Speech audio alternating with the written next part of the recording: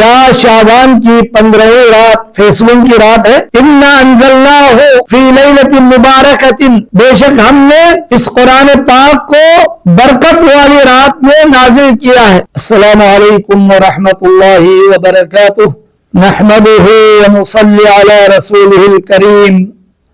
اما بعد فاعوذ بالله من الشيطان الرجيم۔ إنا أنزلناه في ليلة مباركة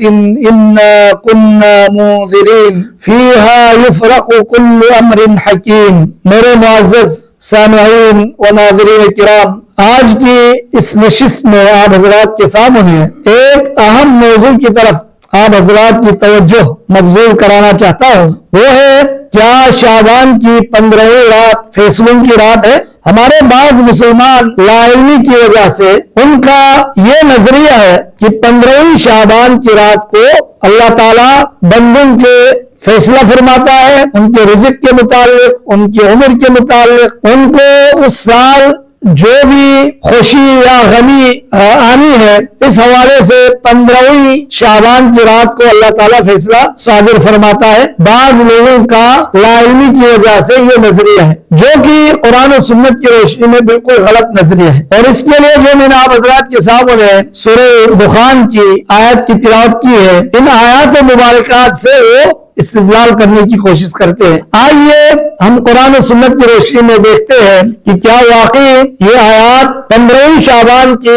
رات کے متعلق ہے یا لیلۃ القدر کے متعلق ہے۔ تو یہ آیات جو ہے وہ لیلۃ القدر کے متعلق ہے، جو رمضان المبارک میں وہ بابرکت رات آتی ہے۔ اللہ تعالیٰ سے دعا ہے کہ اللہ تعالیٰ ہم سب کو نصیب فرمائے لیلۃ القدر کی جو ہے بابرکت رات۔ تو ان آیات مبارکہ میں اللہ تعالیٰ نے فرمایا بے شک ہم نے اس قرآن پاک کو نازل کیا ہے بابرکت والی رات میں، اور بے شک ہم ہی ڈرانے والے ہیں، اور اس رات اللہ تعالیٰ کے جو ہے اللہ کی طرف سے جو بھی حکم ہے اس رات میں ہر مضبوط کام کا فیصلہ کیا جاتا ہے۔ تو یہ جو مضبوط فیصلہ ہے اور یعنی بہترین طریقے سے حکمت کے ساتھ مضبوطی کے ساتھ جو اللہ تعالیٰ فیصلہ فرماتا ہے، وہ رات یعنی بندوں کے متعلق وہ رات لیلۃ القدر کی رات ہے، وہ رات 15ویں شعبان کی رات نہیں ہے، چونکہ آیات کی تفسیر کرتی ہے۔ اب یہاں پر اِنَّا أَنزَلْنَاهُ فِي لَيْلَةٍ مُبَارَكَةٍ، بے شک ہم نے اس قرآن پاک کو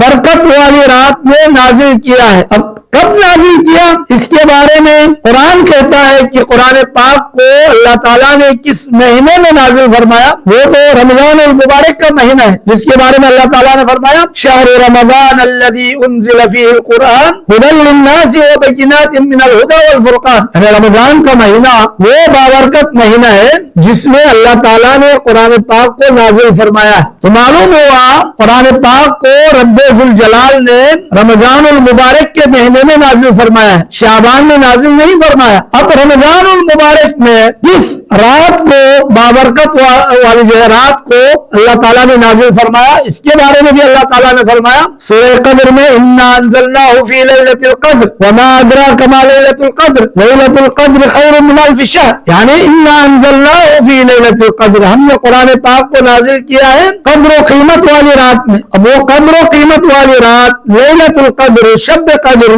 یہ رمضان المبارک میں ہوتی ہے، رمضان المبارک میں آتی ہے، یہ شعبان میں نہیں آتی ہے رات۔ تو معلوم ہوا کہ اس آیت سے مراد اِنَّا أَنزَلْنَاهُ فِي لَيْلَةٍ مُبَارَكَةٍ إِنَّا كُنَّا مُنذِرِينَ فِيهَا يُفْرَقُ كُلُّ أَمْرٍ حَكِيمٍ، اس سے مراد لیلۃ القدر کی رات ہے، قدر و قیمت والی رات، شب قدر کی رات، اور یہ رات جو ہے رمضان میں آتی ہے، اور یہ رات شعبان میں ہرگز نہیں آ سکتی۔ اللہ سے دعا ہے کہ اللہ تعالیٰ ہمیں ان بابرکت ایام کے بارے میں قرآن و سنت کی روشنی میں سمجھنے کی اللہ توفیق عطا فرمائے، اور ہر قسم کے غلط نظریات سے اللہ تعالیٰ ہمیں بچا کے رکھے۔ وباللہ توفیق، وصلی اللہ وسلم علی نبینا محمد وعلی آلہ وصحبہ اجمعین۔